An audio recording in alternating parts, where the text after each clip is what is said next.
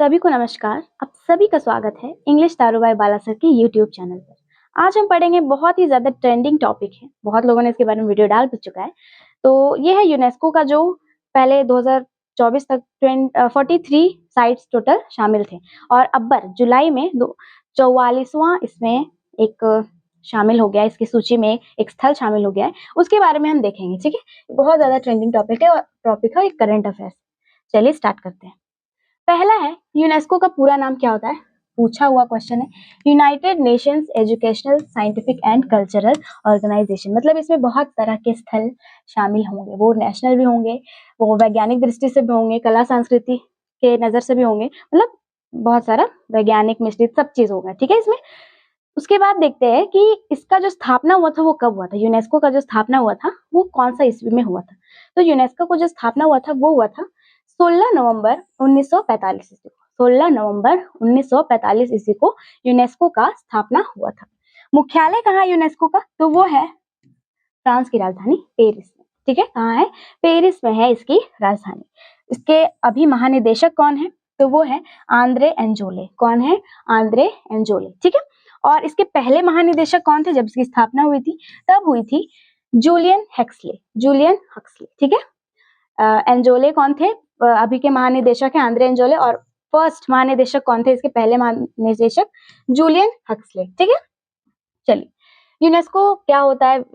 तो यूनेस्को में जो जो स्थल शामिल होते हैं उसका संरक्षण क्यों जरूरी है? ताकि हमारे आने वाली पीढ़ी उससे रूबरू हो सके, ठीक है। इसीलिए यूनेस्को स्थल में यूनेस्को का समझौता किया गया, मतलब यूनेस्को का एक कन्वेंशन है, हस्ताक्षर किया गया, जिसमें बहुत सारे देश मिलकर एक ऐसा हल निकाले जिसमें बहुत सारे कंट्रीज के ना अच्छे अच्छे स्थल को, जिसमें चाहे वो कोई स्मारक हो या फिर कोई जगह हो, कोई शहर हो, वो सारे शहर या जगह को क्या करते हैं, उसमें शामिल करते हैं और उसका मैनेजमेंट होता है अच्छी तरीके से, इसका संरक्षण किया जाता है, ठीक है। उसको अच्छे से उसका देखभाल होता है। क्या है यूनेस्को? क्या है? तो यूनेस्को विश्व धरोहर का अर्थ होता है कि वैश्विक स्तर पर, ठीक है, वैश्विक स्तर पर महत्वपूर्ण सांस्कृतिक और प्राकृतिक स्थलों की पहचान और संरक्षण। ये स्थल मानवता के लिए महत्वपूर्ण है और भविष्य की पीढ़ियों के लिए सुरक्षित रखना इसलिए आवश्यक है क्योंकि जो भविष्य की हमारे आने वाली पीढ़ी है उससे रूबरू हो सके। जैसे कि इससे पहले मैं यूनेस्को का सारा जो, जैसे इसमें क्या है, 44 के बारे में हम यहाँ पे सिर्फ पढ़ेंगे जो करंट अफेयर्स, लेकिन जो 43 1 से लेकर 43 साइट्स है उसके बारे में मैं पिछले वीडियो में मैं डिस्कस कर चुकी हूँ, ठीक है। उसमें सारा डिटेल आपको मिलेगा, लेकिन इस वीडियो में बस ऊपर ऊपर से कब इसकी स्थापना हुई और लास्ट वाला साइट कौन सा था और अभी जो इससे उससे भी लास्ट है वो कौन सा है, इसके बारे में आज हम पढ़ेंगे। यूनेस्को का जो हस्ताक्षर हुआ था, यूनेस्को कन्वेंशन जो हुआ था, जो फर्स्ट टाइम हुआ था, वो हुआ था 1970 ईस्वी में, ठीक है। 1970 में कब हुआ था? तो 14 नवंबर 1970 में यूनेस्को कन्वेंशन पर हस्ताक्षर हुआ था। उसकी घोषणा की गई थी कि हस्ताक्षर हुआ, लेकिन वो लागू कब किया गया था? तो 24 अप्रैल 1972 ईस्वी को लागू कर दिया गया था कि हाँ, ये कन्वेंशन जो है वो अब पूरी तरीके से लागू हो चुके हैं और इसमें बहुत सारे साइट क्या होंगे, शामिल हो सकते हैं, ठीक है। भारत ने औपचारिक रूप से 14 नवंबर 1977 ईस्वी को यूनेस्को विश्व धरोहर सम्मेलन पर हस्ताक्षर किया। 1977 ईस्वी, 14 नवंबर 1977 ईस्वी को क्या किया? भारत ने यूनेस्को का जो विश्व धरोहर सम्मेलन है उस पर हस्ताक्षर किया। फर्स्ट ये जो हुआ था, घोषणा कब की गई थी? ये 1970 में की गई थी और लागू कब हुआ? 1972 में। डेट याद रखिएगा, 14 नवंबर, ठीक है, 14 नवंबर और 24 अप्रैल। लेकिन क्या होता है कि भारत ने कब इस पर ये किया? तो 1977 ईस्वी में भारत ने अपने मतलब इस ये कर दिया, भारत ने हस्ताक्षर किया कि हाँ, भारत के भी साइट को आप क्या कर सकते हैं, उसमें शामिल कर सकते हैं। आगे है विश्व धरोहर स्थल के प्रकार। कितने प्रकार के होते हैं, कौन कौन से टाइप्स के यहाँ पे धरोहर स्थल को शामिल किया जाता है, ठीक है। पहला है सांस्कृतिक धरोहर। क्या है? सांस्कृतिक धरोहर ऐतिहासिक स्थल, स्मारक, भवन या शहर जो मानव संस्कृति के लिए क्या है, महत्वपूर्ण है। ऐतिहासिक स्थल होना चाहिए, ठीक है, ऐतिहासिक स्थल होना चाहिए, कोई स्मारक होना चाहिए, भवन होना चाहिए या फिर ऐसा शहर जो मानव के संस्कृति के लिए क्या हो, महत्वपूर्ण हो, ठीक है। जैसे कि ऐतिहासिक स्मारक में देखें, स्मारक कौन सा है? ताजमहल एक स्मारक है। भवन कौन सा है? आनंद भवन है कि नहीं? सॉरी, शांति निकेतन एक भवन है, आनंद भवन नहीं। आनंद भवन में तो उनका जवाहरलाल नेहरू का जन्म हुआ था।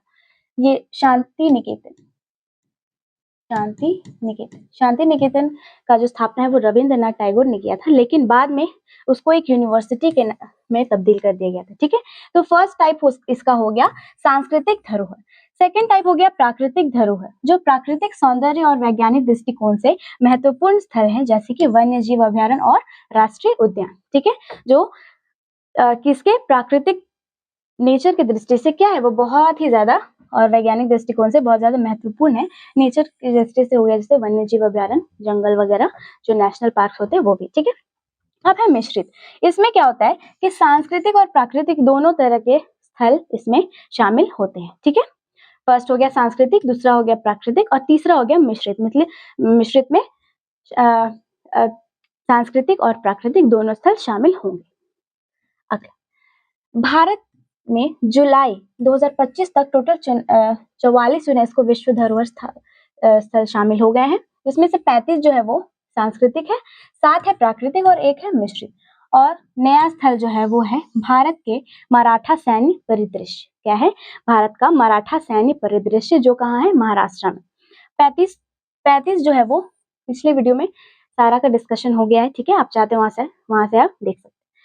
क्या है प्राकृतिक में? क्या है तो फर्स्ट है मानस वन्य जीव अभ्यारण्य, काजीरंगा राष्ट्रीय उद्यान, केवलादेव राष्ट्रीय उद्यान, सुंदरवन राष्ट्रीय उद्यान, नंदा देवी और फूलों की घाटी राष्ट्रीय उद्यान, पश्चिमी घाट और कंचनजंगा राष्ट्रीय उद्यान। जो ये कंचनजंगा राष्ट्रीय उद्यान है ये प्राकृतिक भी है और मिश्रित भी है। ठीक है, प्राकृतिक भी है और मिश्रित भी है। और कंचनजंगा जो नेशनल पार्क है वो कहाँ है? असम में। कहाँ है? असम में।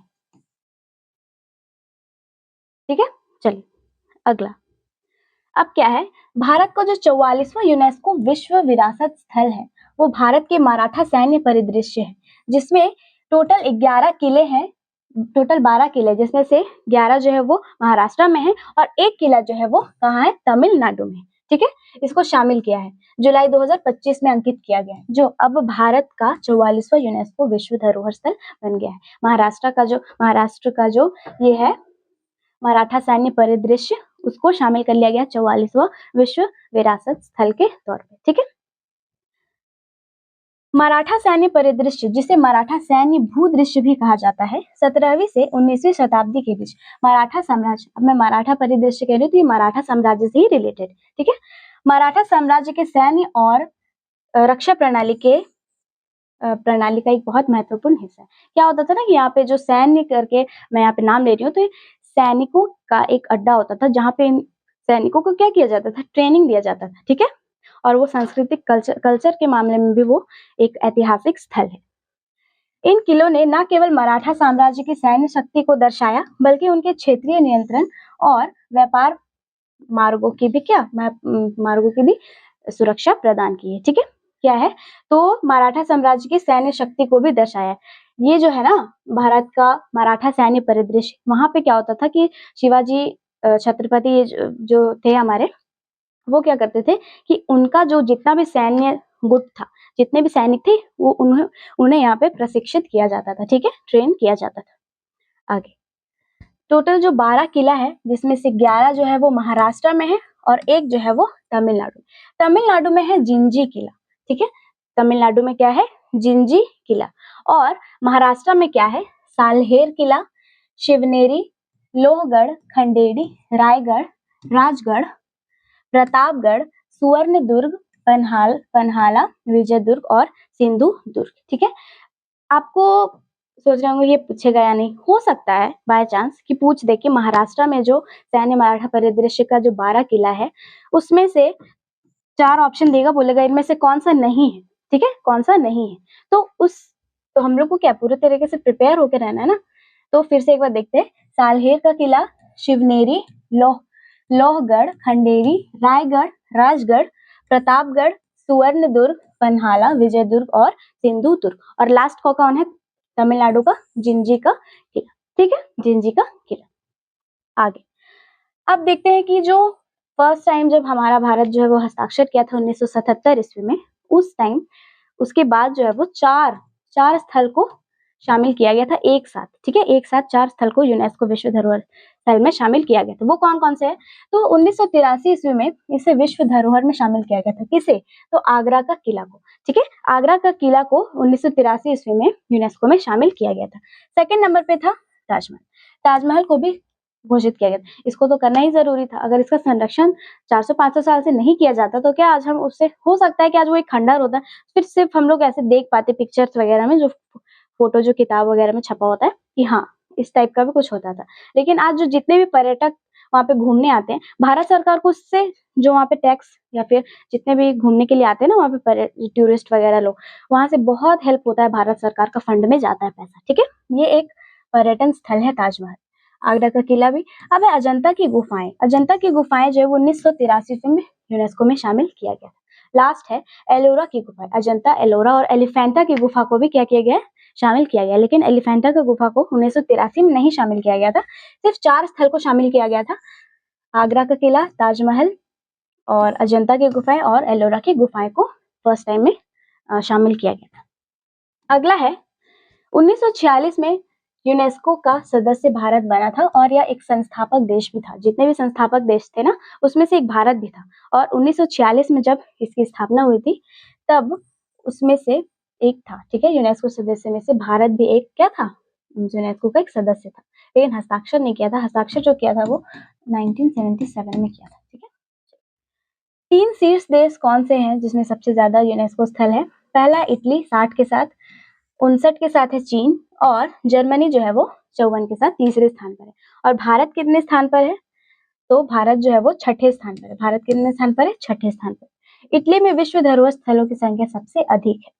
यूनेस्को में वर्तमान में 194 सदस्य देश हैं और 12 जो है वो सहयोगी देश है, ठीक है, 12 जो है वो सहयोगी देश है, 194 सदस्य देश हैं। यूनेस्को का पूरा नाम हो गया।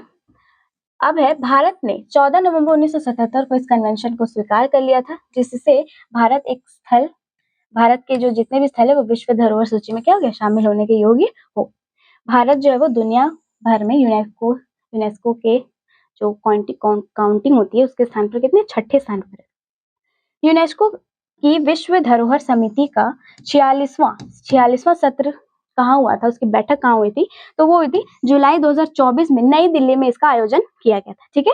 जो यूनेस्को का जो समिति का जो 46वां सत्र जो था वो जुलाई 2024 में दिल्ली में किया गया था। आगे ये जो साइट है ना ये है 43, ये है 43वां साइट, ठीक है। 43वां साइट क्या है? चराई देव मोईदाम अहोम राजवंश का टीला दफनाने का एक प्रणाली है, ठीक है। ये है अहोम राजवंश का एक टीला दफनाने का एक प्रणाली है जो 43वां यूनेस्को साइट है भारत का। ये लास्ट है, ठीक है। और अभी लास्ट नहीं है 43, और अभी कौन है? मराठा सैन्य परिदृश्य है जिसको 44 के रूप में शामिल किया गया है। ये है अहोम का टीला जो है वो असम में है और इसको 2024 में शामिल किया गया है। तो आज का था ये हमारा सेशन, ये करंट अफेयर्स का था। ये बहुत ही अभी बहुत लोग इसके बारे में वीडियो डाल रहे हैं, ठीक है। तो इसी के साथ आपको अगर हमारा वीडियो पसंद आए तो आप हमारे साथ कंटिन्यू रहें। फिर मिलते हैं नेक्स्ट वीडियो।